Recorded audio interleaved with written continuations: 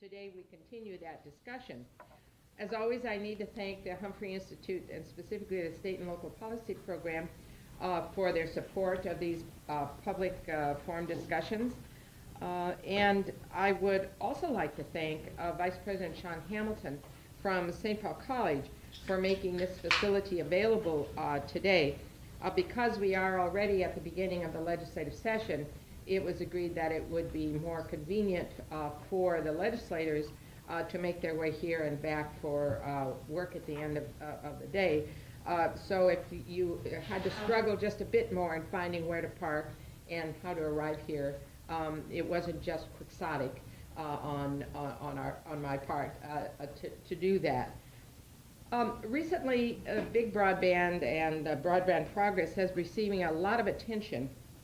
Earlier today, for example, the Greater Minnesota Partnership hosted a press conference and they talked about results from their surveys and meetings, and in particular for Greater Minnesota, that adequate broadband was a very high priority problem and that they wanted some action. Then, of course, a very interesting thing happened in this last week. Google published its list of cities around the country in which they are considering bringing fiber to the home, and Minnesota was, of course, conspicuous by its absence from that list. And there's been a lot of other discussion on many issues, including, as I mentioned, the bill that we discussed in the last TISP forum. So some leaders at the state legislature are engaged on this issue, and many of the people around the room here are leading in one way or another, engaged, involved, have been very interested over the years.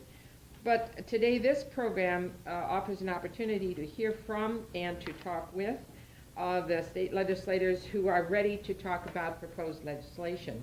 I would like to welcome Senator Matt Schmit and Representative Eric Simonson. It is the case that Representative Sheldon Johnson is intended to participate, and hopefully he will still be able to join us. There was a session on the floor that apparently he needed to be there for yet. In any case, to this audience, the legislators at the table and who will arrive are well known at both state and local levels in their constituencies and in the broader community. So we welcome them and we'll hear from them, and then you'll have a chance to talk to them. Thanks. All right.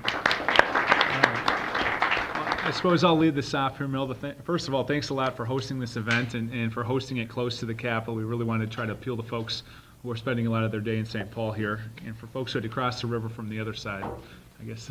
Sorry about that. But it's great to be able to talk a little bit about broadband in this forum in the context of what we hope to accomplish in the 2014 legislative session. For folks who joined our recently completed 16-city border-to-border broadband tour, apologies, you may have to listen to a few things that I've already said a couple of times. I can probably predict what I'm going to say next, but I'd really love for this to be an interactive session here where we're able to get into what we're proposing and have a discussion about what we hope to achieve. I guess I'd just like to make a few remarks that really kind of frame what we're up to here. And this all builds on, really, I view a decade of work in this area, 3 separate governor's task forces on broadband, a lot of good ideas raised, speed goals put into statute, a number of other recommendations that, well, they've been put into reports but not necessarily enacted by our legislature. Tremendous work at the local level with initiatives in communities around the state, and also a lot of great philanthropic work in this area. But as I made my way around listening to stories this fall and this winter throughout Minnesota, 3 things became clear. First of all, this really boils down to basic economics, that the challenges facing our providers and our cooperatives is tied to a limited return on investment in many rural and greater Minnesota markets, and that with scarce private capital, they can't get everywhere, and they're going to focus their resources on areas where they have a return on investment. And so I'm very sympathetic to that situation, but the folks who attended our listening sessions, whether it was community leaders or providers or cooperatives, they said the same thing. We need to figure out a way to address that basic economic challenge and leverage additional capital. And the governor's broadband task force identified that broadband infrastructure deficit at around $3 billion, upwards thereof. And it's clear the state cannot throw $3 billion at this problem. We're going to have to figure out a way to form partnerships and to be creative. But in my mind, there's no way of just, passing the buck or doing nothing. We've got to address this challenge head on. Another thing that I heard time and time again is that the challenge in greater Minnesota is different from one area or one region to the next, that there can't be a one-size-fits-all approach to solving that challenge. In different areas, you have different terrain, you have different community visions for what they want their technology futures to look like. You have different competitive markets with existing providers or others. And what I was told, and I take this very seriously, is our fix has got to be respective of that. And we can't have the government come down at the state level here and say, this is our fix, this is a one-size-fits-all approach, take it or leave it. No, we've got to play off of the good ideas and the creativity at the local and regional level and create a path forward for those to succeed. And the last message I was left with was quite simple. Matt, we've been talking about this for a heck of a long time. Let's do something about it. And so I'm convinced that this is the session to have that conversation. We've jump-started that discussion today on the Senate side. We introduced what we're calling our border-to-border broadband fund bill. We're asking for $100 million off of the current surplus, one-time money to create a competitive grant program administered through deed. And we hope through some supportive language that we're able to leverage additional money at the local level and from private providers and cooperatives. And so that's the hope with what we introduced today, is that we're able to empower those good local ideas and that we're able to get the state in the game, but in a way that builds off of our local creativity and provides a clear path forward for moving the dial in Minnesota on addressing the unmet need in unserved and underserved areas. And so I guess the path forward here is going to be pretty clear. We're going to have a number of committee hearings, and we hope to get the stories from around greater Minnesota down to St. Paul and share those with our committee members, my colleagues. And one thing that I tell every group I talk to is, I'm one voice at the Capitol, but the real compelling stories on the need for doing something and how we do it has to come from greater Minnesota. And folks who are passionate about this issue, who see the need to communicate with their legislators. So that's why, we begin the conversation today, but we're all, if we have an interest in seeing something pass that's going to incent additional investment, we all have a role to play. And so I guess with that said, I'll close my remarks here, and I really look forward to the discussion we have. There's a lot more that we can talk about in terms of the legislation that was introduced and where we hope to go with it. But I'd like to pass off to maybe Representative Simonson and Representative Johnson here today. Nice to see you. I know it's a busy week at the legislature already. So I don't care. You want to catch your breath? All right, I'll go and then you can catch up. How's that? Well, I just want to thank everybody for coming out today. This is kind of a new issue for me in terms of carrying any kind of legislation like this, and I'm really excited about it. Senator Schmit has certainly done a ton of legwork on this, and I'm going to try to reap some of the benefits of the work that he's already done. But I want to tell you that I believe in this legislation, and I believe in this effort. Representative Johnson, who you'll hear from here in a minute, has been a tremendous advocate and leader in this particular area in the House. And I just kind of want to, build on that a little bit and help him reach some of these goals that we really want to reach. And I represent the western half of Duluth, and we have, probably about 90,000 population or so. But I also have a pretty good connection with greater Minnesota legislators and some of our other greater Minnesota partners. So we know that this particular legislation and these grant dollars will be, utilized to a fairly significant extent in greater Minnesota, which is what we would like to see. But probably the most exciting piece about this particular legislation with this fund creation is that whatever monies we put into it, we can expect significant return on our investment, right? So, and I think Senator Schmit hit the nail on the head when he talked about, the real key to this is leveraging other public and private dollars, and that's what we need to do because the state alone cannot afford to do this border to border. It's just not feasible. It would take us forever. And we don't have forever to wait, right? So I believe in the initiative. I'm excited about it, and every day I learn more, and hopefully I don't forget more than I learn, but it's just really exciting to be a part of. And I want to say that greater Minnesota cities, counties, and just everyday citizens, they're engaged on this topic because they know how important it is. It used to be that when a business looked to expand in a rural city or a town or a county or really anywhere, they would look at transportation infrastructure. They would look at utilities that were available. They would look at the school system. They would look at things that are important to them and things that are important to their employees. But now, one of the first questions that's asked is, what about your broadband capabilities? Right? And if you don't have that to offer, if a city doesn't have that, it's gonna be really hard to market yourself as a viable alternative for some of these new business or even expanding businesses. If we can't offer that, they're gonna move, right? And they're gonna go someplace where it is. So we wanna make sure that we provide as many opportunities as we can to keep business in Greater Minnesota, expand business in Greater Minnesota, and quite frankly, keep people living in Greater Minnesota, because it's a great place to live. So, thanks. I'd like to welcome Representative Sheldon Johnson. Thanks so much out of your extraordinarily busy day. And if you would like to make a few comments? Sure. Yeah, it's really busy at the Capitol real quick. I mean, just ramped up out of nowhere, and we're going hard and fast. So I appreciate you changing locations, so having it here at the college was most appreciated. Listening to Eric talk, it makes me realize why I think it's important to kind of spread the workload around with broadband, because it is such an important area to all aspects of the state, not just the cities, but in particular want to make some moves on greater Minnesota. And Eric and some of the other legislators in the House are going to have the opportunity, I think, to take some real important initiatives forward that's going to move broadband forward in the state. And I look forward to working with them to see that happen.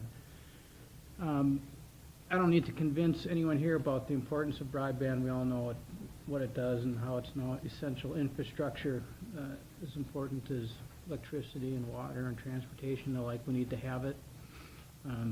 How do we get it done is the question, and we're gonna try to do what we can to move the ball forward. I can speak, if you want me, to some specific initiatives. Is this a good time for that? Yes. Probably want to hear that more than just generic blabbering. We're going to move forward with several initiatives in the House and see where they go. One, of course, is restoring the sales tax exemption on capital equipment that had a hearing in the House Tax Committee just today. And as somewhat of a surprise to me, they added an amendment onto the to the tax bill today, wherein, if I haven't seen it yet, but we collected sales tax on capital equipment from, maybe you guys know, July 1st through March. So the amendment says the sales tax collected on telecom equipment during that time frame, rather than giving it back to the companies, we're going to put in a broadband deployment fund, and that's going to be somewhere in the neighborhood of 30 million or so. So that's a heck of a deal. So we'll see what happens there. That just happened today, and I need to look a little bit more further into it, but I think that's an excellent start. I was talking with some folks about the sales tax exemption, in particular, some folks who are familiar with moving broadband forward, and they thought it would especially be helpful to have that sales tax exemption in effect for competitors, to make it easier for them to get into the field, even more so than the incumbent players, which just makes sense. And I heard that, and I haven't seen the bill yet, that they were looking at extending it to fiber optics as well, to sales tax exemption, but I can neither confirm nor deny that, whether that fact is true. So restoring the sales tax exemption, one of the 5 kind of major initiatives. The appropriation for broadband mapping, we want to, everyone seems to agree that we do need some mapping in the state to make sure work investments occur. It's planned. There's some modeling done, so we know exactly what areas the best spend the money to get a good return, in particular within the context of the state's broadband goals, to provide that kind of universal access to broadband in light of the goals that we've set. There's that 1915 law that's still on the books that requires a 65% vote in the municipality do the municipal phone system. We're looking at dropping that to 50, and one of the authors might be here actually, down there, if that works out. We also want to clarify that local units of government can issue bonds for broadband infrastructure. I know that was kind of a mess in Monticello there for a while, and we want to make clear that in terms of being a third player, the local units of government can be in there and either initiate their own broadband structure or work in, which is probably more likely, work together in partnership with private folks to serve their communities in a way that they think makes most sense. Then lastly, and it might already been mentioned, I kind of alluded to it earlier, was establishing a matching grant program, and the language in the bill that we're going to offer will be a 50-50 matching grant program. I don't have the language in front of me now, but putting enough money in there to hopefully to make a significant dent in areas that are what I would call unserved and not currently meeting the state's broadband goals set before us. And I know at some point, probably in the near future, and I'm going to talk to Matt a little bit about this, we're going to have to revisit the state's broadband goals and probably lift them up a little bit. They're already, I think they go back to 2010. I authored that bill, and they don't seem so terrifically fast anymore. I think we called it ultra high speed at the time, but I don't think that's so much the case. There's a lot of pressures on the money to be spent. We as Democrats in the House met yesterday, and we talked about all the ways to deal with the budget surplus. We're going to find out tomorrow's the forecast, and we'll find out what side of $1 billion the budget is at. But let me just mention, some of the pressures that we're having, particularly in the House, because we're running for re-election again. So we want to particularly be intelligent in how we proceed. Politics does enter into this occasionally. The business to taxes, I think we're going to certainly take a look at all three of those, and that between that, when you add that with federal tax conformity issue, which we're going to move forward as well, so our tax code conforms with the feds, that adds up to almost $600 million. So that's a huge chunk of money right out of the gate that can easily get taken up. 5% increase for home health care, that's been a high priority item, I know, for the governor and for the House. That's somewhere in the neighborhood of $80 million, I think, is the cost that we're looking at there. I sit on the Higher Education Committee, and there's been some talk about using cash for some of the work that needs to be done in bonding. Emergency reserves, a lot of people want to put a significant chunk of whatever money we have in reserves, for example, so we don't have to come back when there's a flood or tornado and that sort of thing, but reconvene to determine what to do. But in fact, the money is already in reserve to, it's sort of like common sense planning, I guess. So it makes a certain amount of sense, obviously, and I know Greater Minnesota has their own economic agenda, at least in the House, that entails property tax relief for agriculture, county program aid and the like. So there's and education also wanted some more money to do some things. I don't know if it was on the formula, but it was a significant amount of money. The point being is that there's a lot of pressure to use whatever money is available for these different avenues. And the message, I guess, I would leave, given that, is how important it is for those organizations or those people, nonprofits, local government units, whatever, that are really, particularly in outstate Greater Minnesota, who really want to see broadband move forward there and deployed. They really got to make some noise. I think of transportation, they have Move Minnesota. Education has their own groups. the pressure for any kind of money at the Capitol is intense, and it needs to come from more than just me or Representative Simonson or Senator Schmit. It really needs to come from the communities. The legislators need to hear from the communities that this is really a huge issue, and it needs to come to a large extent, in my opinion, in an organized fashion, the importance of broadband as an economic tool for the state of Minnesota. So just to have forums or conferences and the like, important, but what's really important, if you want to get the state's backing, financially in particular, is a fair amount of activity, support, noise, whatever you want to call it, from those organizations and people in the community, particularly greater Minnesota, that are being affected and that can really use this valuable and essential resource. So that's my comments at this point. Anyway, Okay, that's great.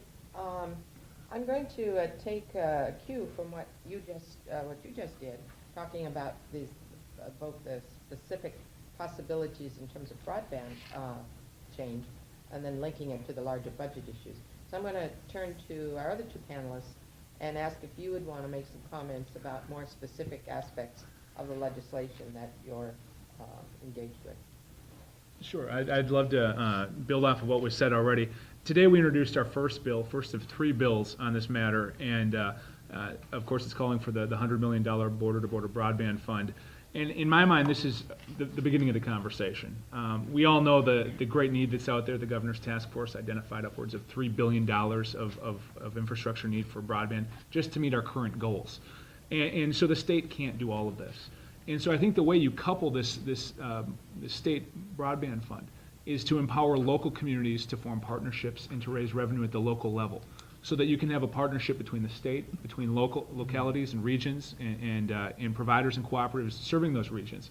And in that fashion, if you have a one-to-one grant program, or maybe it's a program in which we're able to leverage 5 times as much money at the local level, you could turn $100 million into $500 million in terms of a total broadband infrastructure impact over a short amount of time.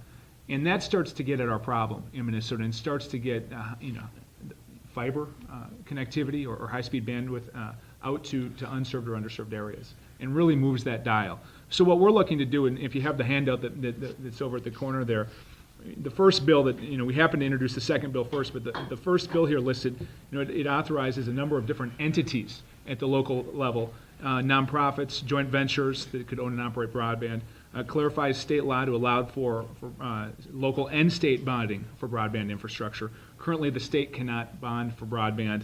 That's something I'd like to push the State Bond Council to reconsider its interpretation of our Constitution, because I think that this is a great area for us to invest in. You look at how long fiber could last in the ground. If you don't have an overzealous backhoe operator, that fiber is going to last in the ground without maintenance longer than many of our roads and bridges. And so if it's not future-proof, I'm not quite sure what is. And then also, we've had a number of cases where we've had joint powers boards struggle in Minnesota to try to work towards investments in broadband infrastructure, give them a clear path forward, along with our cities and our other local units of government, for raising revenue at the local level. You pair that revenue that you could raise at the local or regional level with a state broadband fund, that's where you really get significant investment, and that's where you move the dial, and you really accomplish great things in terms of serving our unserved or underserved areas. And at the end of the day, I really take seriously this recommendation that we don't be overly prescriptive, that we allow for the best ideas of our communities and our existing providers and cooperatives to come to the table. The state grant program that we're envisioning would be eligible for existing providers or cooperatives or municipalities or nonprofit organizations.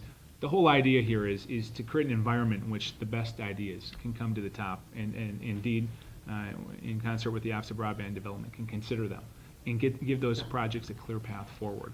So as we look through it here, the bills that we're looking to move forward in the Senate with come down to 3 things. That first bill that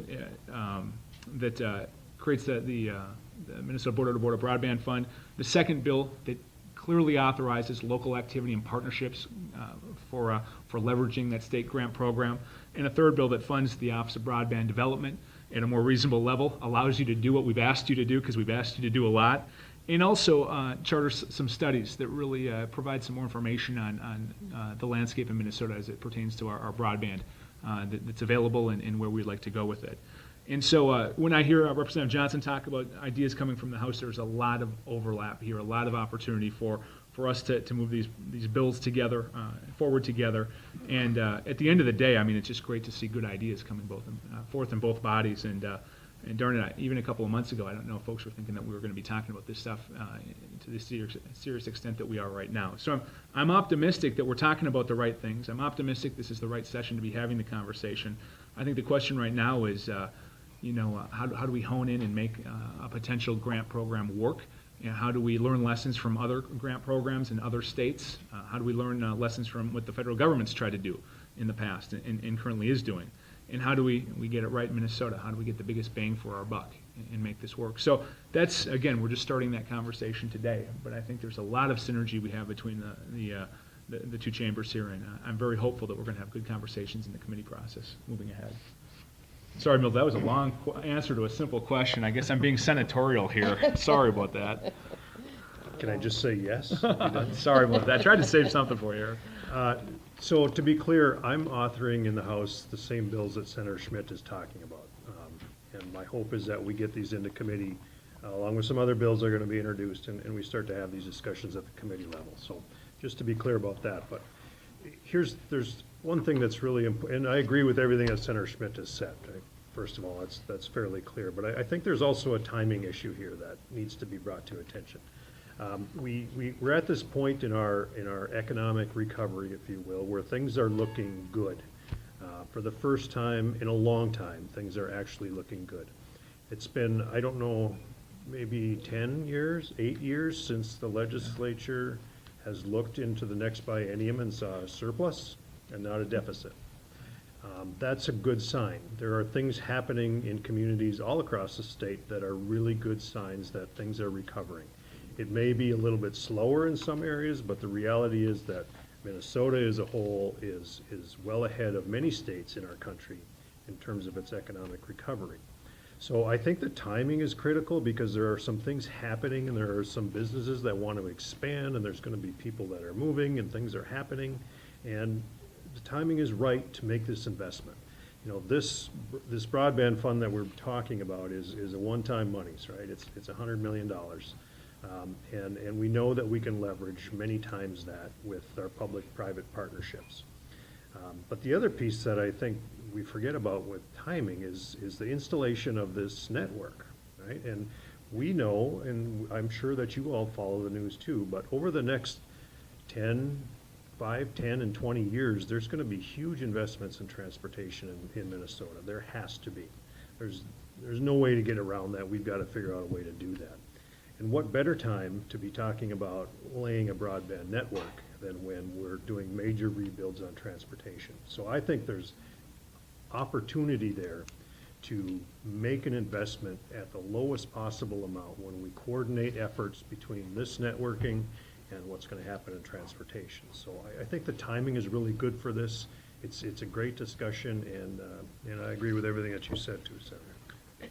Milda, if I could just add, I think one of the brightest signs I saw in this whole process is when the House decided, hey, we'd like to have multiple authors on some of this legislation, because I think, to Representative Johnson's point, the more champions we have on broadband, the better off we're going to be. And I think that's going to serve us well in the future. And I think the more folks that we have in different committees, whether it's in health or education or transportation, you name it, the applications are out there. We've got to be talking about broadband, not just in terms of this one thing that's out there that's abstract. We got to talk about it in terms of the way it impacts our lives, how it allows us to strive towards more efficiencies in government, and is, to your point, Representative, an economic development driver. And I think that's. I'm really glad to see the level of discourse we're having right now at the Capitol over this. And I got to tell you, I don't know if you guys are picking up on this, but I catch a little buzz up there when I'm walking around the halls. I think people are talking about broadband these days, and that's great to see. It would work. That's not going to work, everywhere. In some markets, you're going to have creative solutions.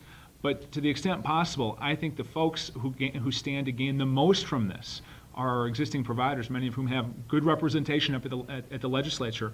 And I tell them time and time again, be open-minded to this, because what we're trying to do is help you address that basic economic challenge. And so I think that that's, in my mind, a point that I'll come back to time and again, because that's what's driving, this activity on my part. And I think that, the politics of this, I think, seldom, not every day do you see good policy line up with good politics. And I think, when you do a listening tour and 500 people show up, or however many people showed up between the listening tour we had, border-to-border broadband, and also the Greater Minnesota Partnership Tour this fall, lots of people showing up, lots of folks talking about broadband. In my mind, there's a real appetite, like I said, for doing something. And I think folks who take a leadership role on this issue, put themselves out there, I think they're going to be rewarded for doing that. But at the end of the day, this is the right thing to do. The need is out there. We've been talking about it for a long time. And I hope folks are courageous in doing the right thing this year. And again, I think anything we do has got to be predicated on trust. This is not a winners versus losers thing. This is trying to address a basic economic problem. And it's going to be a problem that's going to take a good public-private partnership to address. I'd like to put that same question to the House side of this discussion, about the politics of it all. For example, President Johnson, you mentioned that in order to get some traction, broadband should be looking towards something like an umbrella group that can speak some way, somewhat more loudly and collectively. I took that to be partly the implication. But anyway, the specific politics, which is what Mr. Garrison was raising, I'd like to ask both of you if you have observations from the House. After all, you've got re-election campaigns coming up. Will it be an asset? Will it be a, no? I think it'll certainly be an asset.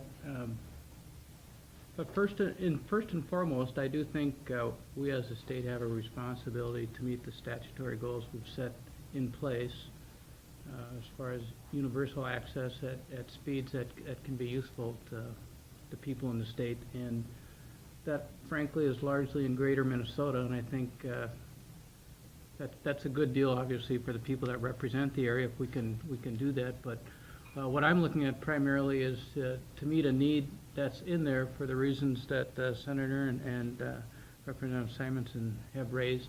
The politics of it, I think in our House caucus, at least on the DFL side, there is people are definitely see the need, see the importance, and want to move forward with it.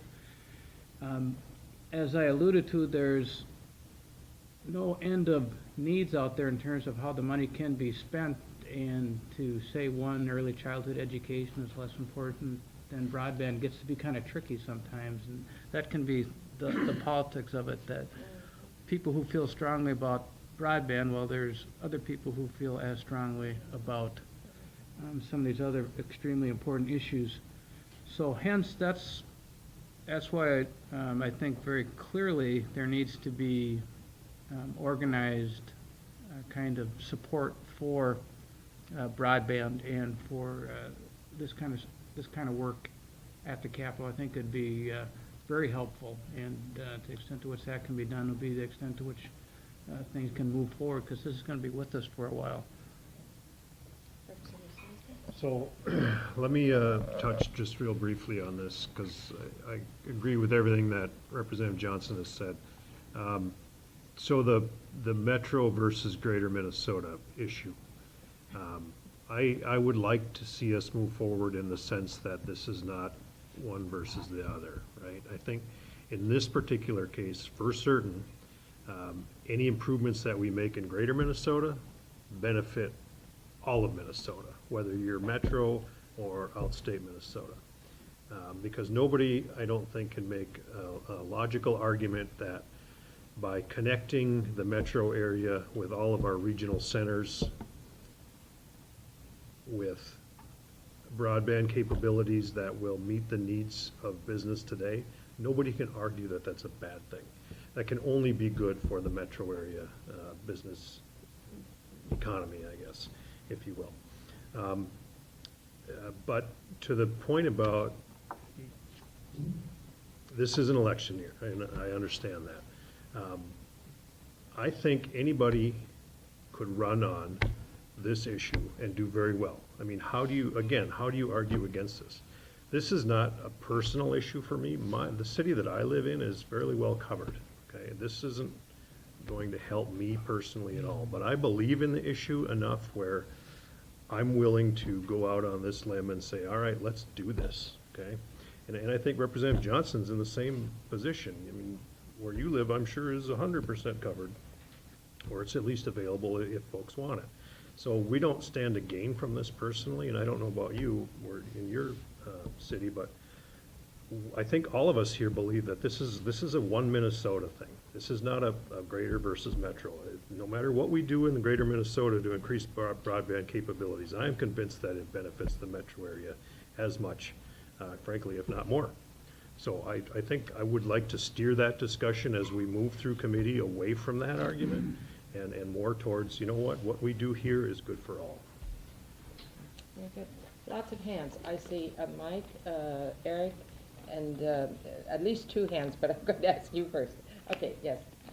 Thank you. I was having the conversation this afternoon about this bill being introduced, and I had an interesting comment come back to me from somebody that, I won't say a colleague, just somebody in general. Sure. And the person said, why should I, as a public citizen, pay for the expansion of broadband into greater Minnesota, into the rural areas, when the people that live there made the choice to live in the localities they live, sparsely populated, for a reason, and now I, as a taxpayer, have to make sure that they get it at a cost that's a lot more than it should be. So I'm sitting there going, okay, so I was just thinking about that, thought, you people answer that question. You're giving me red meat here, Mike. I got to tell you, I mean, that question didn't stop us from getting electricity out to every rural household. It didn't stop us from getting telephone service out to every rural household. This is the basic, infrastructure of our era, and we have to take that challenge seriously. And, it's a matter of rural livelihood. I mean, Minnesota is not firing on all cylinders. We're not reaching our economic potential unless we're tapping into that creativity and entrepreneurial spirit in all corners of the state. Our metropolitan area is going to thrive if our rural communities thrive. Our state's going to be better off if our rural communities are chipping into our gross domestic product. We're better off if we make this investment. And in my mind, it's unconscionable to think that folks choose to live in greater Minnesota. I got to tell you, we may choose to live out there, but a lot of us, that's our way of life. That's where we're from. And to your point, Representative, this is a matter of one Minnesota. We're all in this together, and I got to tell you, I think that we have a lot to gain from metropolitan area in terms of tapping into the creativity, that entrepreneurialism in greater Minnesota, and making sure our family members out there, and our cabins out there, darn it, have access to high-speed internet. One thing that I see a lot of communities up north doing is trying to appeal to folks who have cabins up there or who want to, semi-retire up there and be able to be productive wherever you are in this state. There's a lot of great things happening in Minneapolis, St. Paul, but darn it, you get outside of the city, there's a lot of great things happening in our regional centers and our rural communities, and it's a beautiful state. And I think that we should be able to be productive and to contribute from all corners of it. So I get fired up about that one because I think that we've met this challenge before. We should meet it again. So sorry, I don't know if you want to add to that, Representative, but. That's a good question, Mike. I'm sure you must have an answer for it, too. Actually, you know where I stand on the whole issue, and so I argued that, but I was just thinking like you were Right. because, I did. As a taxpayer, it says, let the industry pay for it, that's fine, but why should I pay for somebody getting broadband when? Yeah, well, I did have someone ask me today, why should we put this grant program together so people in their cabins up north can watch Netflix? As opposed to spending the money on making sure we had faster service and maybe some other areas. I don't know. Those are policy questions we're going to have to kick around a little bit. I don't know the answer to all these things. I suppose that would work very well. I suppose that would work very well if all of northern Minnesota were depopulated except for the cabin residents, which it's not. So you've got, in fact, old people who say services to the elderly or schools or. Mm-hmm. So you're right. I mean, they are only one part of that. It's an example, but there's good counterexamples. Could I make one quick point before I turn the mic back down this way? We talk every year about local government aid, and that's always a controversial issue. let's grow our local property tax wealth throughout the state, and I think we're all going to be better off. I can't think of a better way to grow that property tax wealth than through an investment in 21st century infrastructure like broadband. And so I think these issues are linked inextricably. And so I could say more and more on this, but I just think that there's just an incredible return on this investment if we're willing to make it. We have a study from the Strategic Network Group. They call themselves the Broadband Economists, and they say that if Minnesota made the investment to meet its current state goals, there would be a $1 billion bump in our GDP on an annual basis. I don't care where that GDP bump is coming from. If it's coming back to the state, we're all better off. And so, sorry, I had to get that in there. Sorry, Representative. It's all right, it's all right. So this is like one of the best debate questions that anybody could ever pose, right? I mean, this is why we have this divide between Metro and Greater Minnesota. So many people have forgotten that there's something beyond the 7-county region, okay? There's people out there, there's regions out there, there are cities, there are industries. Half of our population lives outside the metro area, right? So I just go back to my point that anything that we invest in Greater Minnesota is going to trickle into the metro area. Well, it's probably not even trickle. It's probably going to run right back into the metro area. And I would answer the question this way. I would say, if I tell you what, you give me $1, and in 3 years I'll give you $5 back. Is that a good deal? And most people would say, yeah, that's a fair return on an investment. And that's what this is. All we're asking for is an investment into broadband, which we think will in turn pay back many times over. Greater Minnesota is responsible for a little less than half the population. It's a significant part of our GDP. And there are real things happening there. And I think sometimes folks forget that. And I'll just close with one comment that I used this one earlier because somebody came up to me the other day, and people have just the oddest questions or comments about this, but they said, why would we invest in broadband in Greater Minnesota when old people don't even use the internet, right? And it's the cabin Netflix thing too, right? So then you have to go into the explanation about what I just told you, and I won't revisit that, but that's part of the stigma that we've got to combat, I think, is that this is big Minnesota. This isn't Minneapolis-St. Paul. Thanks for the question, though, Mike. Yeah. Eric, you're next. First of all, thank you very much for this.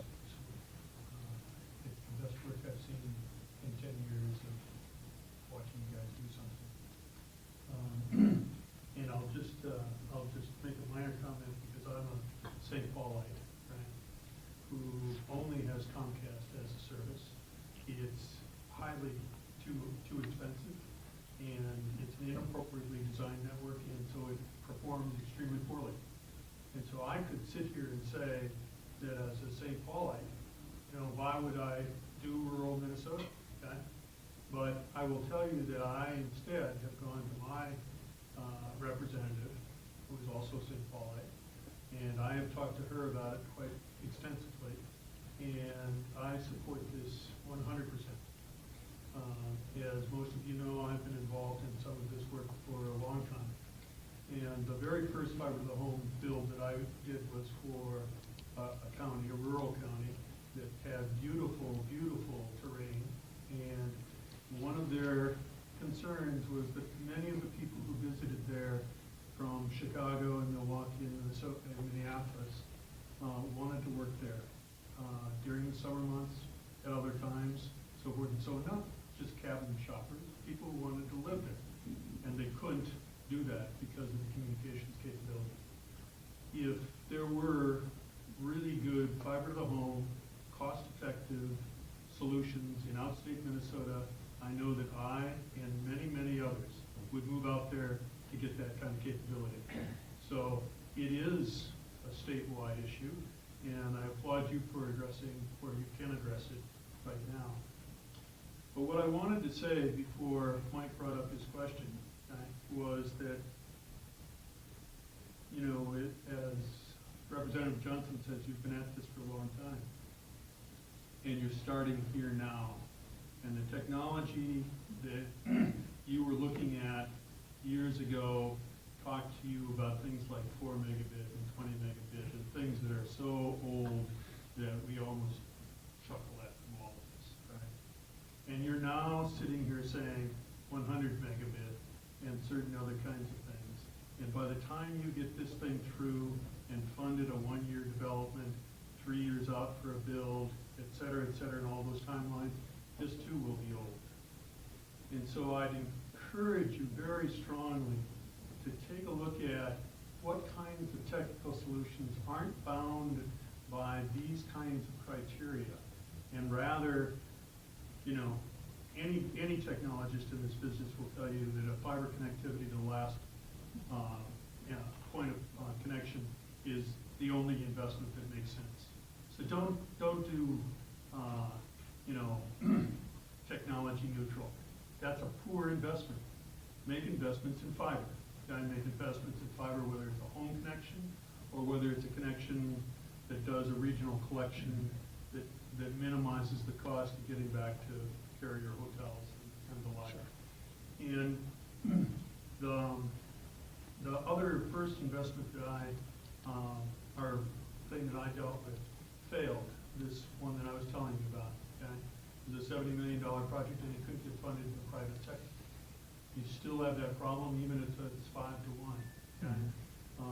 So you need to get those local people like you were talking about, Senator Schmit, that you know, you need to get those involved where they can actually put their own money on the table and then leverage this kind of funding. Mm-hmm. So I just encourage you to not get hung up with technology issues, but get hung up more with the criteria that we're all looking for, which are things like ubiquitous access and the ability to share networks when they're publicly invested in, just like the ARA program was. We spend money on it, good. Anybody joins on that network. And there are technologies today that can do that with providers still being protected. So there are issues like that that can, I think, enhance what you're trying to do here. And I'm only going to make one last comment because Milda's getting anxious anyway.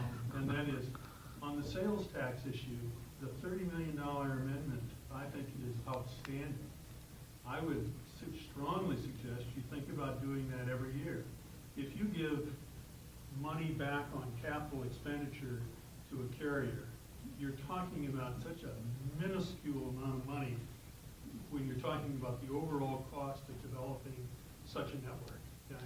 That it's really just, you're just throwing money away. You're not encouraging investment. But if you leave the sales tax in place, grab the $30 million in 6 months or $60 million a year and continue to invest that in Minnesota, I think you've got a stronger problem, a stronger argument. So a lot of food for thought in that. Thank you, Ray.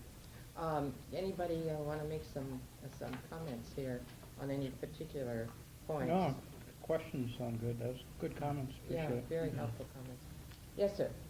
I've been deeply involved in the cable bill and statute. Can you identify yourself? Jim Hickle with Velocity Telephone. So this week I spent a lot of time on the cable bill and kind of want to address Milda's comment regarding Google and Google Fiber and things like that. And, I don't want to upset Tony and I don't want to set up communism or even microism, but I think there's some middle ground that can be done on that. This is the only industry that I know that I get regulated by product rather than by a specific agency.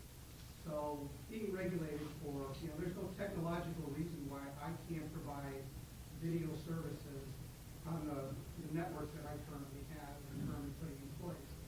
So it's kind of leaving that completely out of the question, and I probably know why, but it is something that you need to consider. One of the other things that's in the cable franchise agreement is that there is a right of first refusal.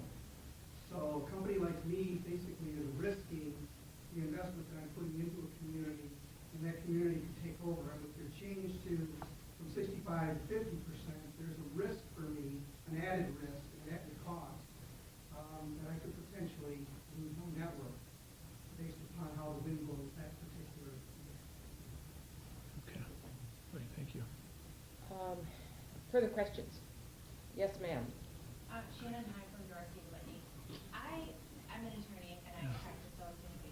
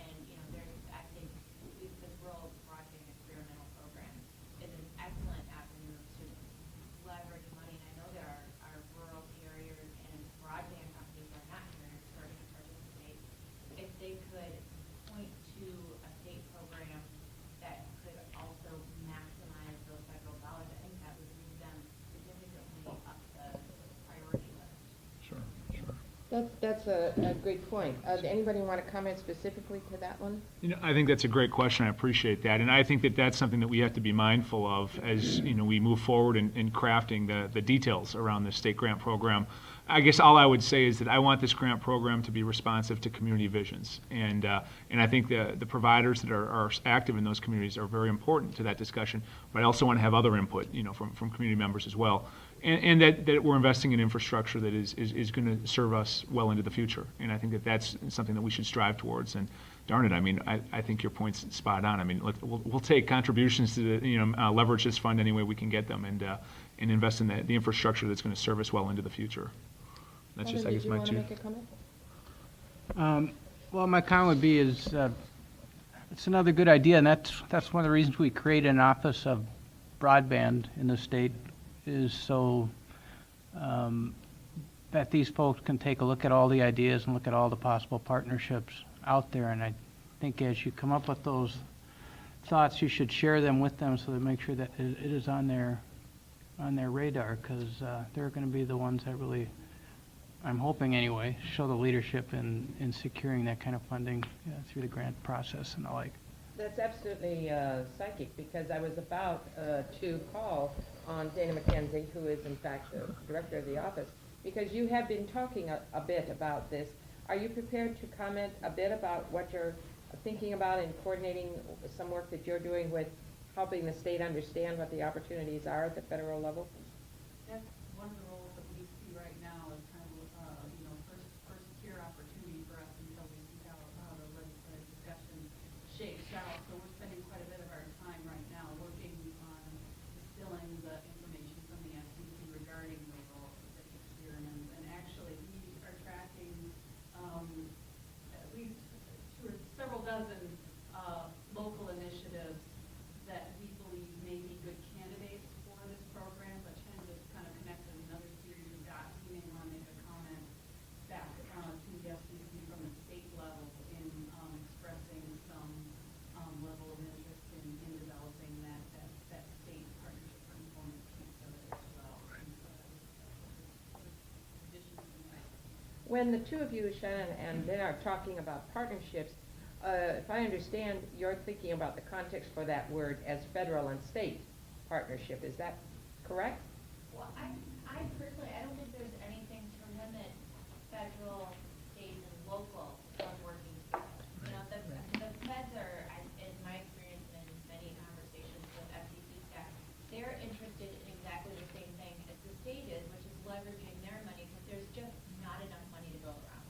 The reforms have gutted rural broadband, which I know you guys know that better than anybody, but everybody wants to leverage what they've got into something better, something more, build it out, reach the most amount of people, and serve the largest areas. So I think that I usually focus on a state and a federal, or a provider, state, some mix, but it's interesting to think about local, especially in Minnesota, and the ability to raise money to fund. I think that does open up another avenue to really leverage that money and get things built.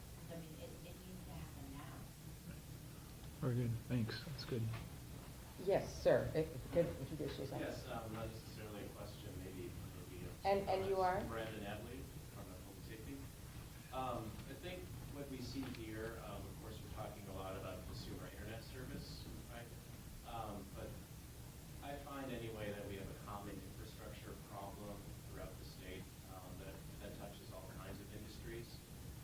Consumer internet in greater Minnesota is certainly an issue, right? The Netflix service is very poor, and Tony, I'm sure, can attest. Sure it's streaming at 40p at best. But in public safety, we have, I'm sure